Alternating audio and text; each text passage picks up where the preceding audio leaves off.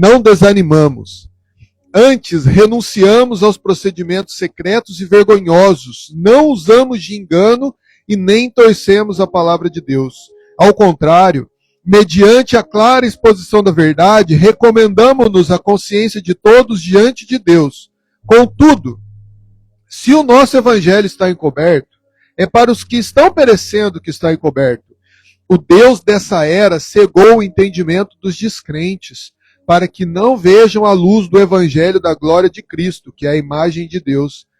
Não pregamos a nós mesmos, mas a Jesus Cristo o Senhor, e a nós, como escravos de vocês, por causa de Jesus.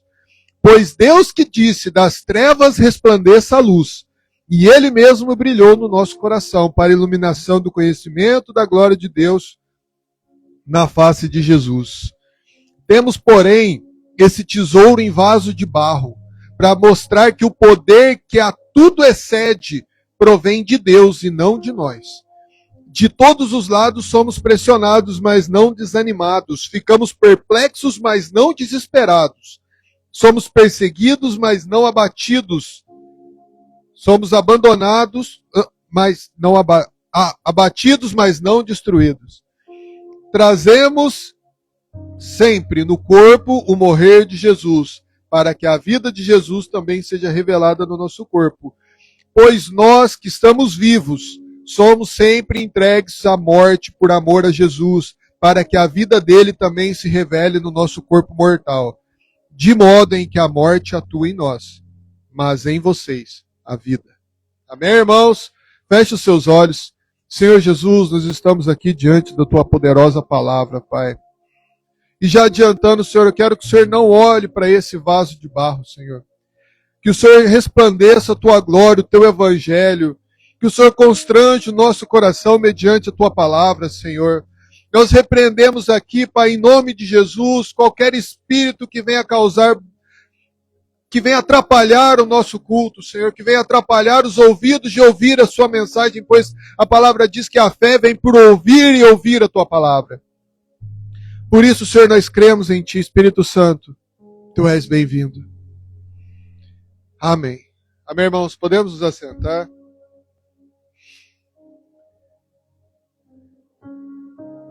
Esse texto de 2 Coríntios, capítulo 4, ele vem de uma sequência que começa lá no capítulo 1, né? 1, 2, 3 e 4. 2 Coríntios é o texto, é a carta de Paulo mais pessoal do apóstolo Paulo. É aquele mais fala sobre seus sentimentos, sobre suas dificuldades, ele fala sobre as suas experiências. E o que está acontecendo nessa carta? Paulo enviou a primeira carta aos Coríntios e ela não foi bem aceita. A gente acha, hoje, que Paulo devia ser uma superstar na época, mas não era. Em todo lugar que ele ia, ele apanhava, ou ele era expulso, ou ele tinha que fugir. Paulo não era um superstar, falar, mas também é apóstolo Paulo. Apóstolo que na época se falava, você quer ser apóstolo Paulo? Não, de jeito nenhum. E Paulo, que implantou a igreja de Corinto, envia a primeira carta à igreja de Corinto, moiando o fumo no pessoal. A igreja de Corinto estava muito desviada. Eles pecavam muitos tipos diferentes de pecado. Não é, eles eram idólatras. Eles pecavam muitas coisas. E Paulo envia uma carta repreendendo a igreja de Corinto. O que acontece? Eles não gostam de ser repreendidos. Normal. Quem gosta de ser repreendido? E na igreja de Corinto havia os falsos judaizantes, que a gente diz. Quem são os falsos judaizantes? São aquelas pessoas que se infiltravam na igreja de Cristo e falavam que para eles servir a Cristo, eles tinham que seguir a lei de Moisés. O Novo Testamento inteiro fala sobre isso. Muitas vezes. E eles estavam desclassificando o apóstolo Paulo. Falando que ele era um apóstolo fraco, que as coisas que ele falava não tinham sentido. E o que acontece? Na igreja de Corinto, ficava na cidade de Corinto. A carta de Coríntios ficava na cidade de Corinto.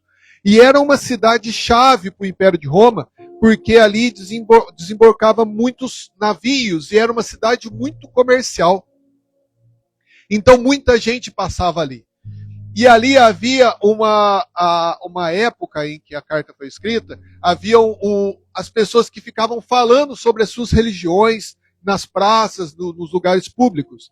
E eles gostavam muito daqueles que eram eloquentes, daqueles que falavam e pareciam ser grandes. Só que Paulo não era assim. Tanto é que eles estavam criticando o ministério de Paulo, falando que ele era um falso apóstolo.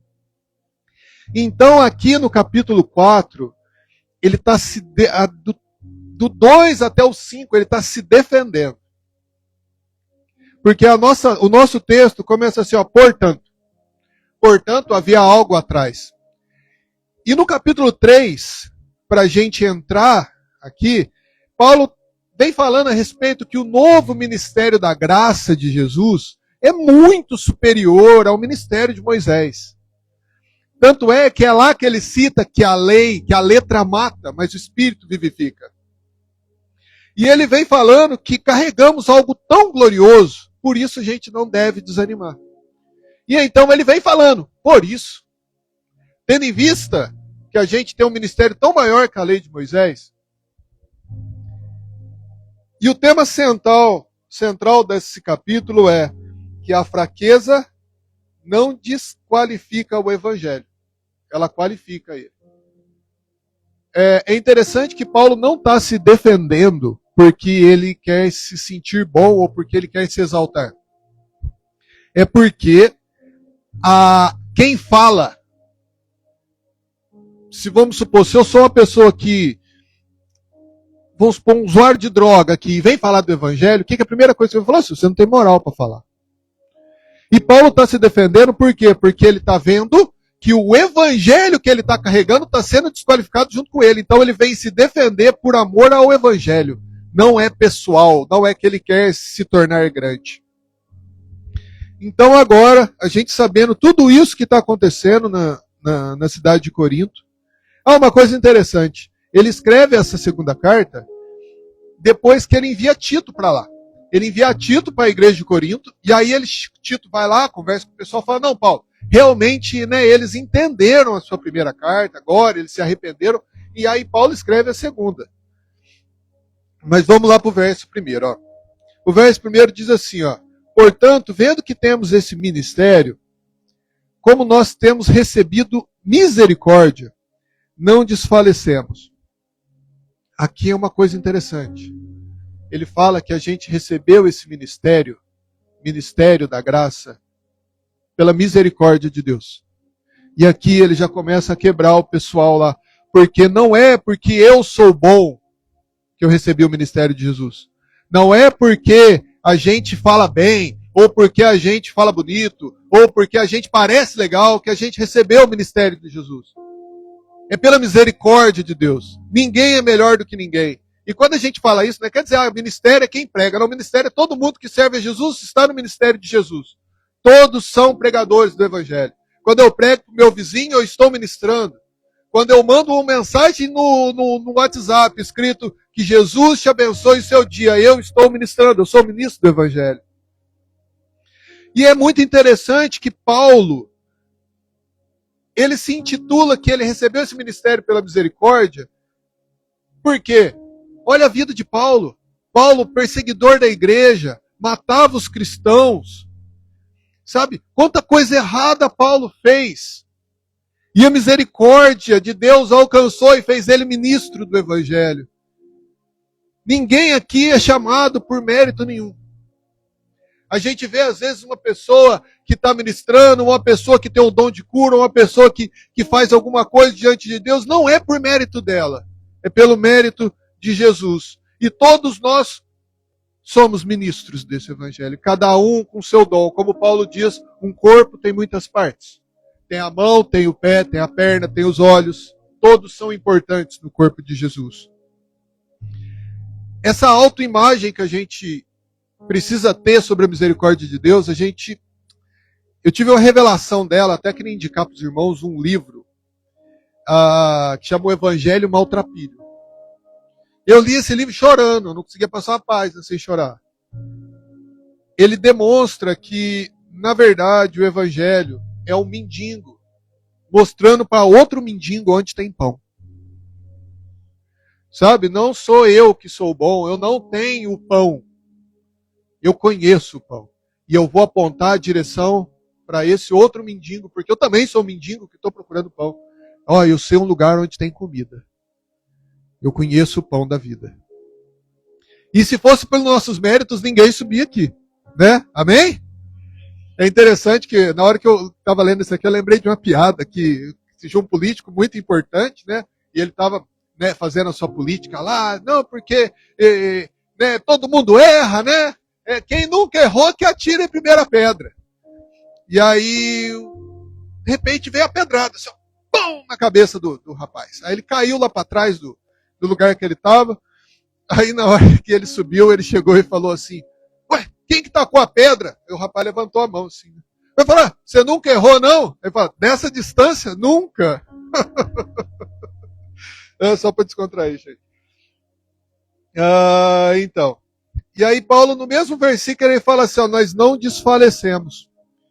O desfalecer aqui é no sentido espiritual e não no cansaço físico. Sabe, o evangelho é a melhor boa notícia que alguém pode dar.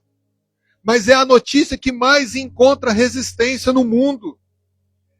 Paulo sofria muito para ministrar o evangelho. Igual eu falei, todos os lugares que ele ia, ele sofria. Ele ia ministrar em Corinto, ele era expulso, falava que ele era um falso apóstolo. Ele ia para outra cidade, judeus apedrejavam ele. Aí ele ia para outra, ele era preso. E ele diz, eu não desfaleço. Eu não desfaleço. Eu até na hora, eu lembrei da nossa célula que a gente faz. As 2 últimas células, quem fez de jiu-jitsu toda quarta-feira às 7 horas. Quem treinou na célula de jiu-jitsu? Eu, Juan. Tive um professor particular.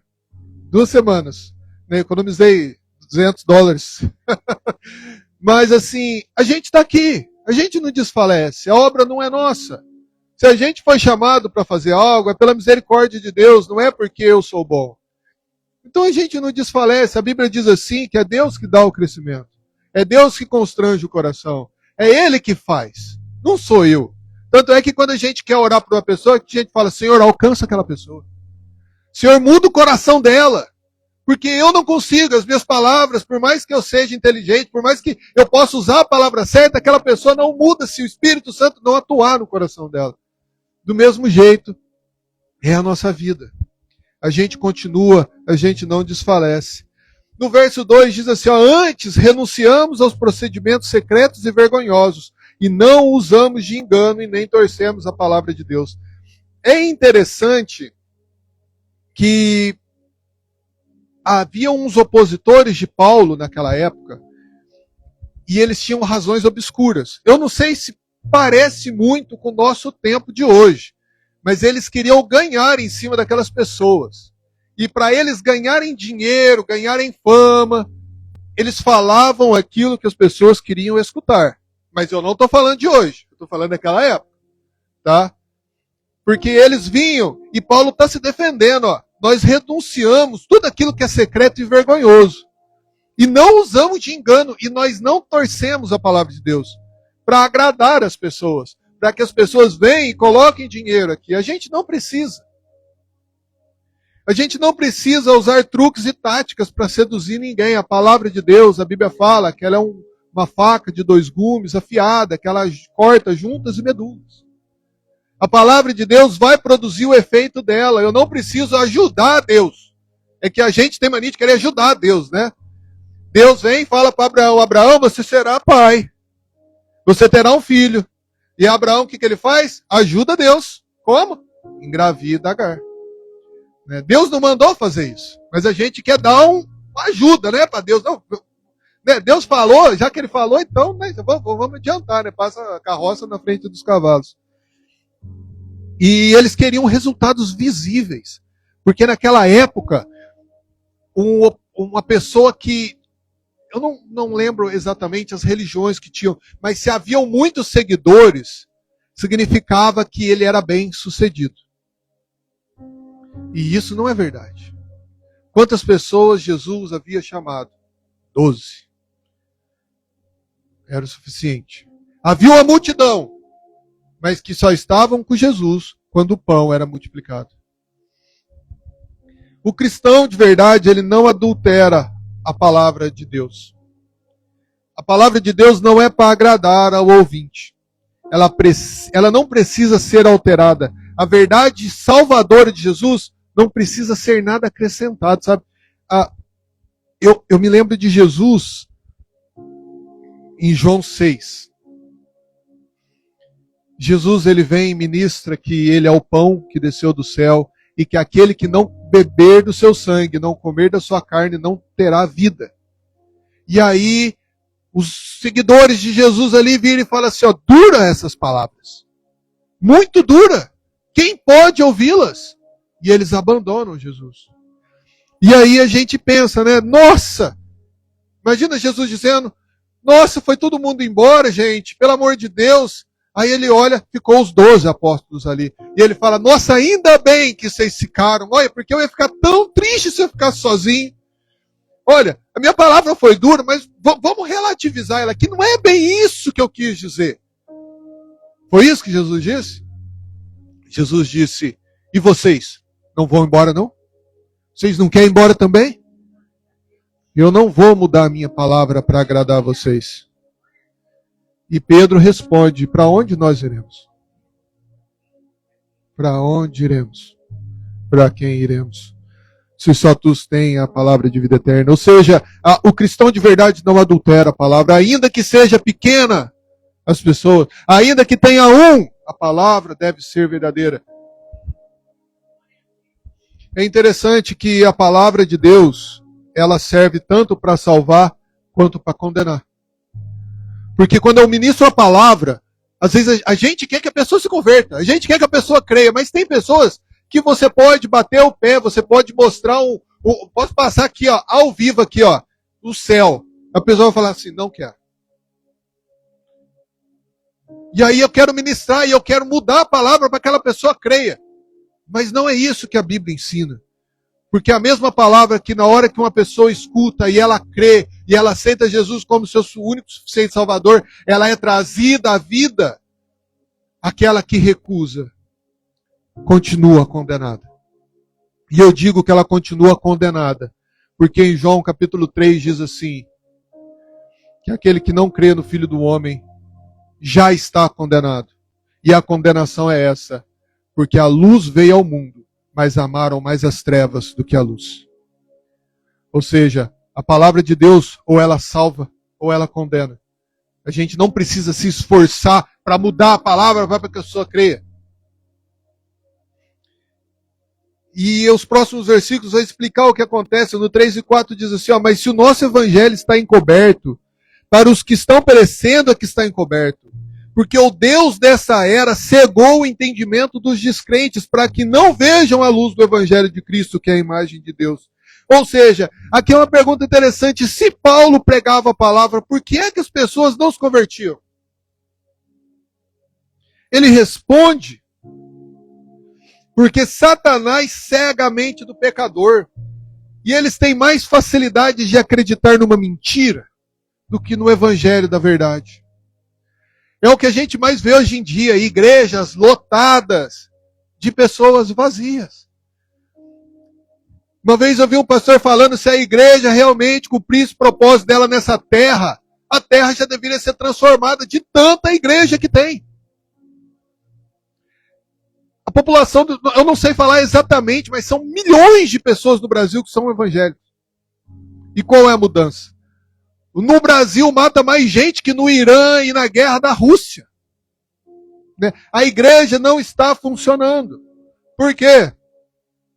Porque há muitos seguidores distantes, há muitas multidões de Cristo, multidões seguindo a Cristo que estão interessadas no pão que Ele dá, mas não nele mesmo.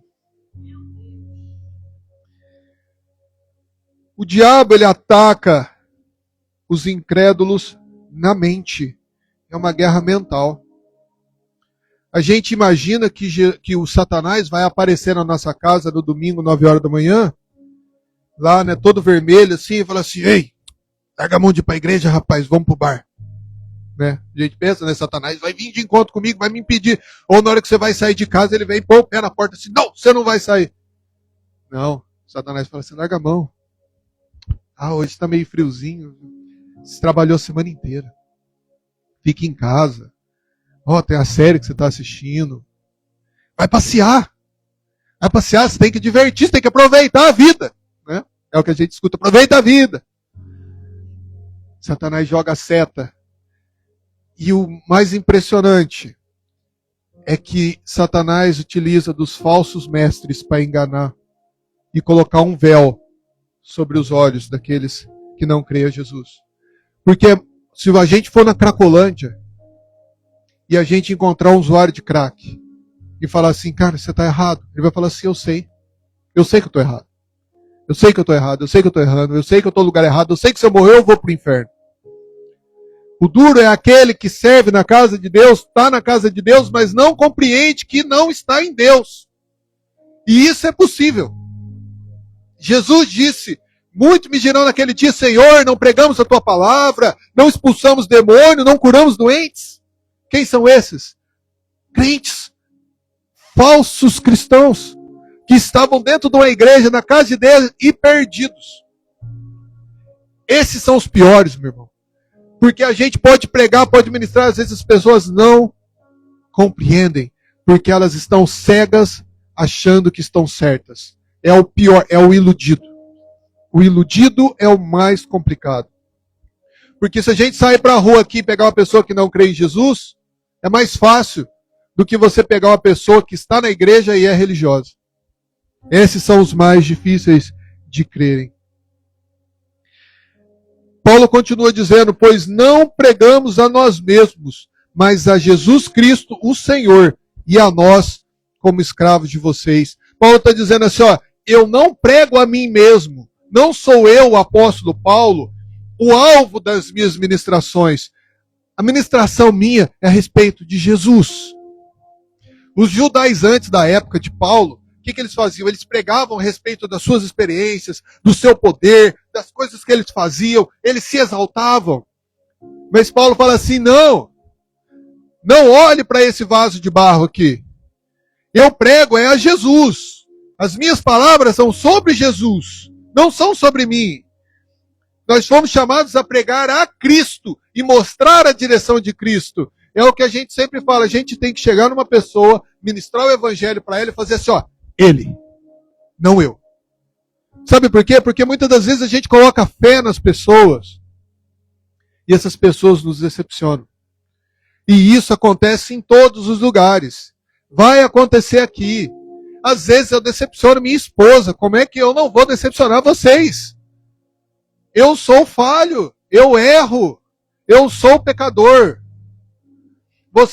A gente não pode colocar a nossa fé nos homens. A gente tem que pôr a nossa fé no Criador, no Autor da vida.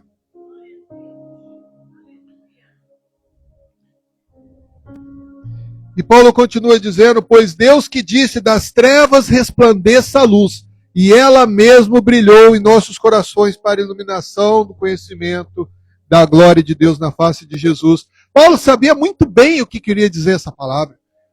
Porque Paulo, indo para Damasco, um documento, levando para os nossos dias, autorizando ele a perseguir os cristãos, que na época não eram cristãos, se chamava O Caminho, era uma seita. Ele estava indo para Damasco, e de repente a luz brilhou. E então tudo aquilo que ele achava, que ele sabia que estava certo, ele caiu ao chão e disse, Senhor.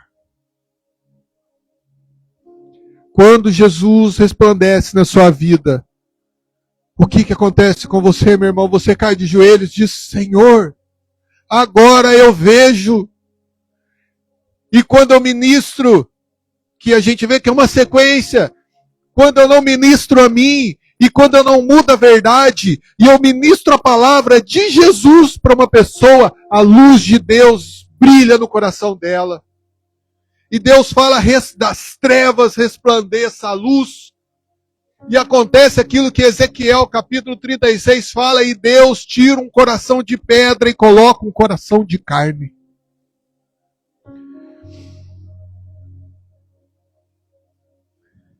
E Paulo continua dizendo, mas nós temos esse tesouro em vasos de barro, esse tesouro que a gente está falando, que é o Evangelho de Jesus, para mostrar que esse poder, que a tudo excede, provém de Deus e não de nós.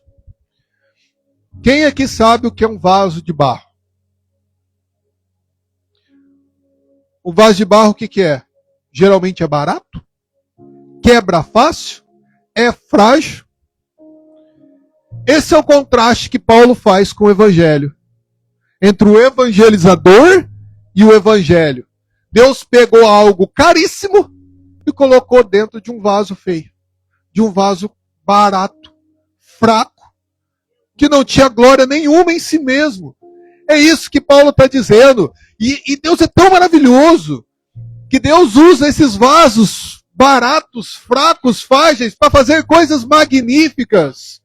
Veja, por exemplo, Elias. Elias, a Bíblia fala assim, que Elias, sendo um homem como nós, ele orou e 3 anos e meio parou de chover. E ele orou e caiu fogo do céu. E depois ele orou de novo e a chuva veio. Homens como eu e você. Ele pegou Moisés, gago. Lá, fala, Moisés, eu vou te levantar para você libertar o meu povo. Moisés, você entendeu? Não, mas eu, esse vasinho aqui? É. Por quê? Porque Deus usa as coisas loucas desse mundo para confundir as sábias. Eu sempre falo, meu irmão, dos meus amigos, eu era o menos provável, exatamente, mano. Ah, tá aqui. Se vocês olhassem meus amigos todos, eu ia falar assim, esse é o mais doidinho. Né? A minha tia, ela falou assim para mim, nossa, Juninho, eu achava que você não ia da gente. Sabe, às vezes eu olho para os meus amigos, na época que eu me converti, eu falei, nossa, esse cara ia dar um bom crente. Porque ele já era, sabe, pessoa certinha. Mas Deus, o que foi lá? Escolheu o menorzinho. Deus usa essas coisas. O tesouro não é eu, mas é o evangelho que a gente traz. Sabe, por isso que Deus pega os menores. É por isso que Deus pega os fracos.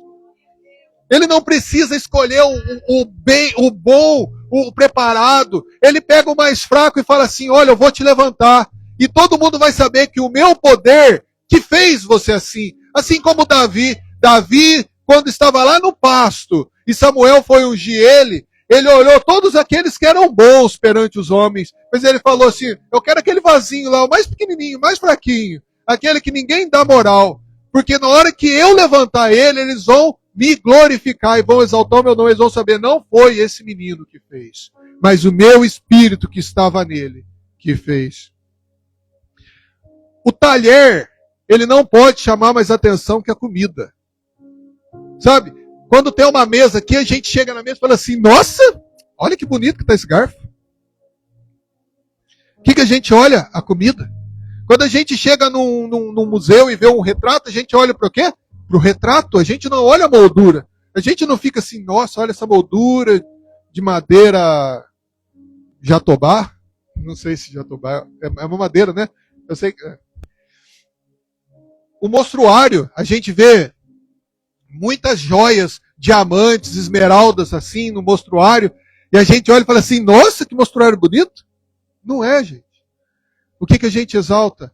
É a comida, é o quadro, é a joia. Assim como a pessoa que prega não deve ser exaltada, mas a mensagem que ele traz. Porque é o tesouro que está dentro desse vaso de barro que é importante. 2 Timóteo diz assim, numa grande casa há muitos vasos, não apenas para ouro e prata, mas também de madeira e de barro. Alguns para fins honrosos e outros para fins desonrosos. Se alguém se purificar, será vaso para a honra, santificado, útil para o Senhor e preparado para toda boa obra. Deus usa coisas loucas para confundir as sábias. E sabe o que eu mais gosto desses textos, meus irmãos? é que Deus não escondeu os vasos fracos que ele usou. A gente estava conversando aqui na quarta-feira. Por isso eu falo para os irmãos, venham na série, irmão, porque a gente pode falar. Às vezes a gente está falando de um texto e a gente desemboca para o outro texto e a gente começa a falar e cada um dá sua opinião e cada um fala. E é muito gostoso, de repente a gente fala, gente, a gente precisa ir embora, já é 10 horas da noite. Deus não escondeu Abraão, um homem justificado pela fé, o tanto que Abraão errou. Engravidou Agar, entregou a mulher dele para o faraó. Davi mandou o melhor amigo dele para frente de batalha para ficar com a mulher dele. A gente vê tantas pessoas na Bíblia. Mas isso é no Antigo Testamento. Olha Pedro, o tanto que Pedro fez coisa feia, para não falar outra palavra. Pedro repreendeu Jesus, negou Jesus 3 vezes. Deus não esconde os seus vasos. Ele mostra que nós somos usados porque Ele é gracioso conosco e não porque o vaso é bom. E ele continua dizendo assim, ó, de todos os lados nós somos pressionados, mas não desanimados, ficamos perplexos, mas não desesperados, somos perseguidos, mas não abandonados, abatidos, mas não destruídos. Sabe, meus irmãos, aqui Paulo está falando a respeito das coisas que ele passou. Ele diz assim, olha, eu sou pressionado, mas eu não desanimo. Eu posso ficar perplexo, mas eu não fico desesperado. Eu posso ser perseguido, mas eu não sou abandonado. Eles podem me apedrejar, me bater, me prender, mas eles não podem me destruir. Ele está querendo dizer o que aqui, meu irmão? Que a vida cristã não é uma sala VIP. Às vezes a gente entende que a gente vai vir para Jesus e as coisas vão dar tudo certo, a gente não vai ter mais problema.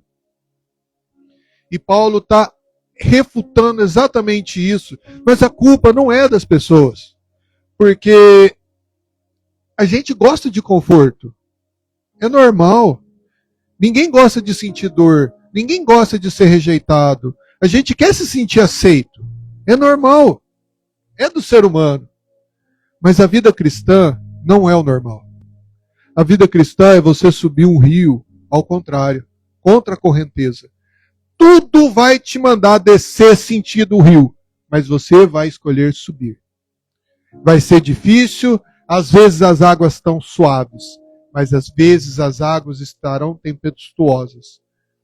E você vai ter que agarrar numa pedra e ficar segurando, e os seus braços vão doer, e às vezes vai vir entulho no meio daquele rio que vai te acertar, mas você não pode desanimar, porque você sabe para onde você está indo. Jesus, ele não nos enganou a respeito disso. O problema é que a gente, quando a gente vai ministrar o evangelho, vamos supor, vou ministrar para Letícia. Letícia, vem para Jesus, que Jesus vai mudar a sua vida. Vai dar tudo certo na tua vida a partir de agora. Deus vai te curar, Deus vai te prosperar. Vamos lá que você vai ver, olha para você ver quanta gente próspera com carro bom. Olha lá, todo mundo ali tem carro do ano. Deus prosperou. Mas será que é isso que a Bíblia fala? Jesus, ele não nos enganou. João 16:2 fala assim, vocês serão expulsos da sinagoga. De fato virá o tempo em que os matar pensará que estão prestando culto a Deus. João 16:33 fala assim, neste mundo vocês terão aflições, mas tem de bom ânimo. Eu venci o mundo. Mateus 24:9 fala assim, e então eles os entregarão para serem perseguidos e condenados à morte. Isso durante a tribulação. E vocês serão odiados por todas as nações por minha causa. E a gente fala coisa ruim, né, gente? Mas olha o que Paulo fala para a igreja de Filipenses. Pois a vocês foi dado o privilégio de não apenas crer em Cristo, mas também de sofrer por Ele. Paulo diz que é um privilégio, sofrer por Jesus. É um privilégio que a gente tem. Quando Paulo e Silas apanharam na prisão, eles choraram e falaram, Deus, o Senhor me abandonou. Não, eles louvaram a Deus por terem sido dignos de sofrerem por Jesus. É assim a mente daquele que crê em Cristo. Mas então servir a Jesus é só coisa ruim? Claro que não. Jesus também diz, Filipenses 4:7, e a paz que excede todo o entendimento guardará os seus corações e as suas mentes em Cristo Jesus, que excede todo o entendimento. Não é possível para o mundo entender a sua paz. Sabe quando você está passando uma dificuldade muito grande? E a pessoa chega e fala assim, por que você não está nervoso? Nossa, você parece que, né? Às vezes a gente vê que você está com dificuldade, mas você não traz um peso junto com você. É porque a paz que excede o entendimento, eles falam assim, nossa, se tivesse com esse problema que você está, eu estaria em prantos. Falei, meu irmão, mas eu sei quem está comigo. Eu sei quem está comigo. Eu acho muito legal a dona Graça, que a Graça sempre chega e fala, gente, eu estou com essa dificuldade, mas ela está sempre sorrindo, ela está sempre feliz, e a gente fala assim, não pode ser. Né? Só o Espírito Santo para fazer, né? Está aqui firme, está aqui ajudando, e às vezes ela compartilha com a gente alguns problemas, e a gente fala assim, é Deus na vida dessa mulher. 2 Coríntios 1, 3, 4 fala assim, ó, bendito seja Deus e Pai, nosso Senhor Jesus Cristo, Pai das misericórdias e Deus de toda a consolação, que nos consola em todas as nossas tribulações, para que com a consolação que recebemos de Deus, possamos consolar os que estão passando por tribulações. Veja, Paulo vai além, Paulo fala assim, ó, Deus te consola para você poder consolar o teu próximo. Até a tribulação Deus usa para ajudar o outro. Isso só me mostra uma coisa, o evangelho não é para mim, é para o próximo. O evangelho não sou eu não posso viver um evangelho sozinho. O evangelho é em grupo, é em pessoas, porque até os meus problemas servem para me abençoar o próximo. João diz lá em Apocalipse, fala assim, e Deus enxugará os olhos toda lágrima. E não haverá mais morte, nem tristeza, nem choro, nem dor, pois a antiga ordem já passou. E Tiago também diz, feliz é o homem que persevera na provação, porque depois de aprovado receberá a coroa da vida, que Deus prometeu a todos que o amam. Em momento nenhum, Deus diz que é ruim a gente passar por problemas, por dificuldades. A Bíblia sempre diz, continua, vai firme, vai surgir problema na sua vida, vai. Eu acho muito legal no The Chosen, quando a mulher pergunta para Jesus, fala, Jesus, quando que a gente vai, né, receber um alívio? Jesus olha e fala assim, olha, nesse mundo, ossos ainda se partirão. Mas no final, a luz vence as trevas.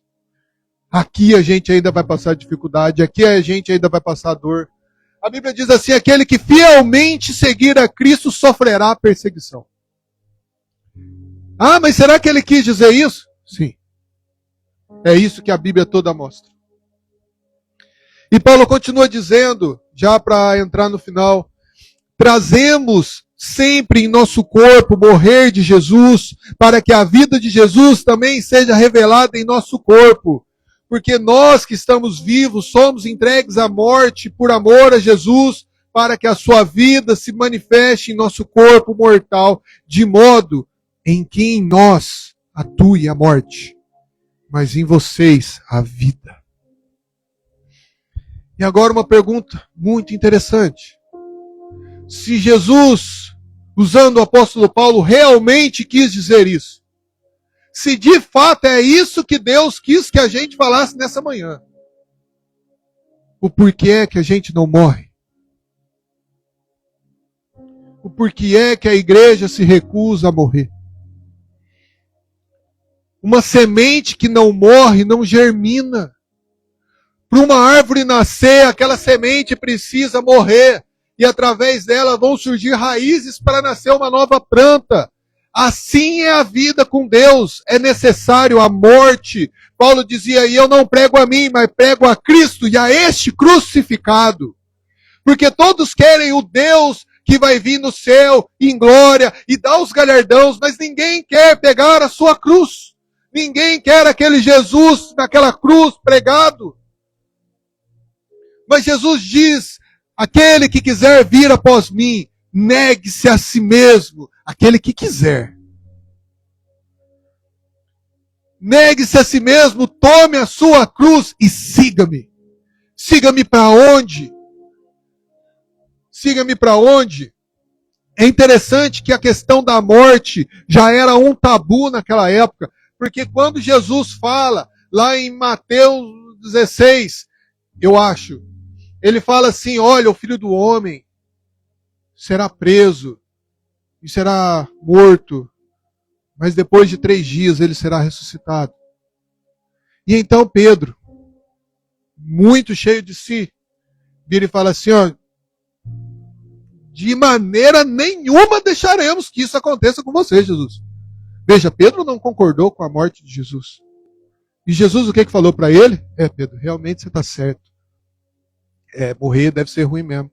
Jesus o que falou para ele? Arreda, Satanás, porque você pensa nas coisas do homem e não de Deus. Ou seja, a morte já era um tabu. E então ele chama as pessoas que estavam ao redor e fala, ei, vem aqui, escuta aqui, ó. Se vocês quiserem vir após mim, neguem-se a si mesmo, tomem a sua cruz e sigam-me. Siga-me para onde? Para o Calvário, para ser crucificado. Porque aquele que quiser salvar a sua vida, perdê-la-á. Aquele que quiser viver a sua vida aqui e esquecer que há uma vida depois, vai perder. Mas ele fala, mas aquele que perder a sua vida aqui, aquele que se entregar aqui, esse achará conforto na outra vida. E ele fala assim, ó, porque do que adianta o homem ganhar o mundo inteiro e perder a sua alma? Ou o que dará o homem em troca de sua alma? Que o Filho do Homem virá na glória de seu Pai com seus anjos e dará a cada um segundo as suas obras. Meu irmão, não é mentira para ninguém. Jesus, o justo juiz, está às portas. Em breve, os céus serão abalados, os firmamentos serão rompidos, as estrelas cairão, então nós veremos no céu o sinal do Filho do Homem vindo em glória. O porquê que a gente fica de olho tanto nessa terra? A Bíblia está dizendo aqui, ó, morra. Se você quer viver, morra. Esse é o Evangelho de Jesus. As pessoas entendiam isso. Eu não sei se vocês conhecem a respeito dos moravianos. O movimento moraviano, ele é um movimento evangelístico que alcançou muitos países onde ninguém tem coragem de ir. Se você for para a África, num lugar que não tem nem estrada, lá no meio do mato, você é capaz de encontrar uma igrejinha moraviana. Haviam 2 jovens moravianos que ficaram marcados nas histórias. Havia uma ilha com muitos escravos e ninguém tinha acesso a essa ilha. E essas pessoas que estavam lá tinham que ficar lá para sempre. Eram escravos, era uma prisão perpétua. Ninguém nunca podia sair, ninguém podia entrar. E então ele vem e diz assim para o dono da ilha, fala assim, olha, será que é possível a gente entrar nessa ilha só para a gente ministrar o evangelho para eles? Será que a gente pode ir lá? Para eles conhecer, a gente não vai atrapalhar. Aí o cara olhou e falou assim, não. Se você quiser entrar lá dentro, você nunca mais vai sair. O único jeito de você entrar naquela ilha é como escravo. E até a morte. Você vai morrer naquela ilha. E então eles voltam para casa. E no outro dia eles voltam com suas famílias. Para se despedir das famílias ali na beirada da praia. Porque eles resolveram se entregar. Isso não é história não, irmão. Isso é verdade. Isso aconteceu. Eles se entregaram para morrer. Passar a vida como um escravo. Porque eles não poderiam viver sabendo que naquela ilha tinham pessoas que não tinham ouvido falar sobre Jesus. Para eles não levaram em conta a própria vida, desde que Cristo pudesse ser ministrado, ser pregado. Estevão, o homem, a Bíblia chama ele de o servo das mesas. Ele ajudava todo mundo. A Bíblia fala que através dele sinais e maravilhas aconteciam. E a gente fala assim, Estevão, nome de gente mais velha, né? Aproximadamente 19 anos. E um dia os fariseus encurralam ele e falam assim, o que é isso que você anda falando contra o judaísmo aí? E aí Estevão ministra para eles. A pregação está lá em Atos 8, dá umas 3 páginas de pregação. E a Bíblia fala que depois dele pregar, ele é levado para fora e eles apedrejam Estevão. E o que mais choca é que enquanto ele está sendo apedrejado, ele diz assim, Senhor, perdoa eles. Eles não sabem o que eles estão fazendo. E então a Bíblia diz que o céu se abre diante dele. E ele vê assentado no céu o Filho de Deus. E depois o que acontece? Aqueles que mataram Estevão, a Bíblia fala assim que Paulo consentiu com a morte de Estevão. De um moleque, de uma criança. Atos 7. Eu vi o pastor folhando ali, eu falei, deve ter errado o capítulo. Paulo consentiu com a morte de Estevão. E o que acontece? Eles pegam as roupas de Estevão e levam aos pés do apóstolo Paulo. A semente foi plantada. A morte de Estevão, aquele sangue que caiu na terra do apedrejamento, foi a semente que foi regada, e daquilo ali surgiu o apóstolo Paulo. Eu imagino que isso tocou tanto o apóstolo Paulo depois que ele se converteu, que Paulo repete a pregação de Estevão várias vezes na Bíblia. Eu imagino que quando ele fechava os olhos para orar, ele via Estevão e falava assim, eu devo continuar, porque aquele menino não desistiu. O próprio Cristo, que a gente não tem nem que... Então por que não morremos? Porque a igreja se recusa a morrer. Sabe por quê? Eu já estou terminando, gente. Porque existe algo de muito errado no meio do evangelho de homens para homens. No qual o homem é o centro. No qual eu quero que Deus faça a minha vontade. 7 passos para conquistar. 15 quinta-feiras para receber a bênção. 380 maneiras para você orar para que Deus faça a sua vontade e não a dele. Porque o modelo de Jesus, ele não funciona para mim. Para mim não. Porque quando Jesus ensina a gente a orar, ele diz assim, ó, Pai nosso que estás no céu, santificado seja o vosso nome, venha o teu reino e seja feita a tua vontade. A igreja não quer isso. Quando eu falo igreja, irmão, não estou falando da gente, tá? Eu estou falando todo mundo. A igreja hoje em dia não quer isso. Por quê? Porque não faz sentido para mim. Não faz. Sofrimento, essas coisas, não tem nada a ver com o evangelho. Jesus, quando estava no Getsemane, ele fez uma oração. E ela nos ensina como orar a Deus. Eu peguei essa oração e falei assim, eu vou orar assim sempre. Foi assim que eu orei quando Deus, por graça, nos deu a Beatriz. Jesus diz assim, Pai, se possível, afasta de mim esse cálice. Contudo, seja feita a sua vontade. É o jeito certo de orar, irmão. Não é errado pedir. Mas eu não determino nada. Eu não mando em Deus. Eu sou só um vasinho de barro, frágil. A minha oração é, Senhor, se possível, eu estou precisando mudar de casa. Se for da tua vontade, me dá essa graça. Porque o que eu posso dar em troca para Deus? O que eu darei em troca para Deus? Romanos 11 fala assim, com profundidade das riquezas e mistérios de Deus. Quem deu antes para que possa pedir algo em troca? O que a gente deu para Deus que Deus não tem? É a forma de orar, mas hoje nós queremos prosperidade, é minha necessidade, é minha vida. A sociedade hoje, meus irmãos, se a gente olhar aí para fora, ela está idiotizada. Uma vez, eu falo para vocês como que eu era idiota. Eu tinha uma camiseta que eu ganhei aqui dos Estados Unidos, mas eu não entendia de marca. E aí era feia. Era um verde limão com um negócio branco aqui, ó, bem grande assim, ó. E eu falava assim, nossa, que camiseta feia, né? E ela ficou lá, eu usava de pijama lá em casa. Aí um dia, eu acordei meio atrasado do trabalho, eu era moleque, foi o primeiro serviço meu. E aí eu fui trabalhar. E durante o meu trabalho, eu fui com ela mesmo, falei, vou com ela mesmo. E aí eu andando na rua, tinha uns playboyzinhos passando lá, falou assim, você tá rico, hein? Andando de Hollister.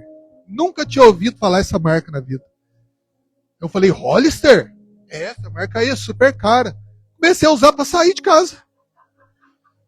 Você vê como que a gente é idiota. Qual o sentido? Eu achava feia. Sabe, às vezes a gente vai lá no Brás, compra um tênis de R$100 e fala para os outros que custou 1.500. Por quê? Não, olha aqui. mostrar para quem que eu estou querendo aparecer? Por que eu quero usar um negócio desse e mostrar que eu sou algo que eu não sou? E muita gente usa isso no meio cristão. Eles querem parecer algo, mas eles não são. Sabe? A roupa certa, a palavra certa, o jargão certo, tudo certo. Aí você é cristão. Mas uma árvore, se você olhar de longe, você não vai falar se ela é de laranja ou de limão. A Bíblia fala que como a gente vai reconhecer a árvore? Pelos frutos. E hoje a sociedade não se importa com os frutos, importa com o que ela parece. Ai, infelizmente isso entrou para a igreja. Hoje em dia, a gente vê igrejas com área VIP. Área VIP. É um evangelho gostoso de ouvir. Tem um herege, não vou nem falar pastor, que ele fala assim, ó, se Deus deixou você tocar, Deus deixou você ouvir, Deus deixou você sentir, você conseguiu sonhar, então é porque Deus vai te dar. Aham.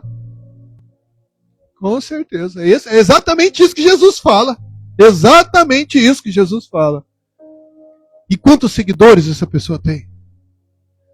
E quanto dinheiro essa pessoa tem hoje em cima do Evangelho? Porque o Evangelho é para enriquecer. Eu acredito no Evangelho da prosperidade. Eu acredito. Desde que o mais pobre se torne rico da igreja. Agora, se só o ministro for rico, eu não acredito. Se só o pastor presidente for um milionário, não é Evangelho da prosperidade. É estelionato.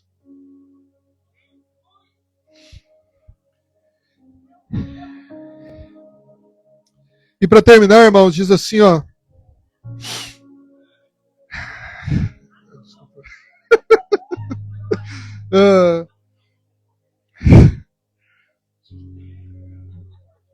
Diz assim, no final do capítulo 4, diz assim, ó. Por isso, não desanimamos. Embora exteriormente estejamos a desgastar-nos, interiormente estamos sendo renovados dia após dia, pois os nossos sofrimentos leves e momentâneos. Veja que Paulo está falando que esses sofrimentos que a gente passa são leves e momentâneos. Estão produzindo para nós uma glória eterna que pesa mais do que todos eles. Assim, fixamos os olhos, não naquilo que se vê, mas naquilo que não se vê, pois o que se vê é transitório, mas o que não se vê é eterno. Odu, você pode colocar a fotinha para nós lá de novo? E aqui a gente chega. Muitas pessoas estão vivendo olhando para cá. Dinheiro, fama, sucesso, prazer. Mas nós, a nova Jerusalém nos aguarda. Naquele dia, nós falaremos igual o apóstolo Paulo, combati o bom combate, encerrei a carreira e guardei a fé. Agora me é reservada a coroa da justiça que o justo juiz me dará naquele grande dia. É o que importa para o cristão, meu irmão. A gente vive mirando para o céu. As coisas podem ser difíceis, podemos ter problemas. Mas essas leves e momentâneas dores não se comparam com o que há de ser revelado no futuro. Nem olhos viram, e nem ouvido ouviram, e nunca se manifestou no coração do homem. Estão preparados para aqueles que o amam. Paulo diz que é inefáveis as coisas que ele viram no céu. Portanto, meu irmão, o que Paulo diz em 2 Coríntios capítulo 4, que nós recebemos a misericórdia de Deus pela graça, e que nós pregamos o Evangelho de Jesus e não a nós mesmos, que nós não precisamos modificar a palavra de Deus para que ela funcione, que nós somos apenas vasos de barro, no qual o poder de Deus, que é o tesouro valioso, e que a gente possa passar, que a gente pode passar dificuldades, a gente pode passar momentos difíceis, e que a gente deve ser entregado, a gente deve se entregar à morte todos os dias por amor a Jesus. A minha vontade, o meu eu. Mas que tudo isso valerá a pena naquele dia. É isso que Paulo diz. Porque naquele dia, a palavra diz que nós enfrentaremos o nosso último adversário, que é a morte. E nós sairemos de lá vencedores. Não porque eu fui bom, mas porque Jesus derrotou a morte. A Bíblia diz assim, ó, que eu tenho as chaves da morte e do inferno. Jesus, Ele é o chão que eu piso. Ele é a minha rocha, ao qual meus pés estão firmados. A Bíblia diz assim que nem a altura, nem a profundidade, nem as riquezas, nem os anjos, nem os principados, nada pode me separar daquele que me amou primeiro, Jesus Cristo. Eu acho interessante, para terminar, irmão, João Batista, no filme do The Chosen, eu gosto do The Chosen. Ele está lá no lugar para ser morto, e aí eles chegam com a bandeira de prata, e eles estão lustrando a bandeja de prata assim, e aí eles deitam ele para cortar a cabeça dele. Mas ele não está com medo. Ele olha e fala assim, eu estou sendo convidado para um casamento. Sabe, eu estou indo para um casamento, aí fala assim, quê? Ele fala assim, você não entenderia. O mundo não entenderia. E a Bíblia diz que há um lugar na mesa do Cordeiro para nós. Nós fomos chamados. Nós estaremos lá. Nós estaremos lá e nós veremos todos aqueles que também foram chamados. E imagina, irmãos, você sentado na mesa do Cordeiro. Aí você vê lá o apóstolo Paulo passando, Moisés. Adão, a gente vai ficar meio bravo na hora que a gente vê ele. Mas a gente vê os familiares nossos tudo sentado lá, mas de repente, lá no fundo, algo que sobressai a todos, o Cordeiro de Deus assentado, nossos olhos verão a Ele. Aguente firme, irmão. Os dias não são fáceis, mas o capitão da salvação caminha com a gente. O capitão da salvação está junto com a gente. A gente pode caminhar com segurança. Porque o justo juiz virá. O Senhor virá. Só mais um pouco. Ele não tardará. Aleluias. Agradeço a oportunidade.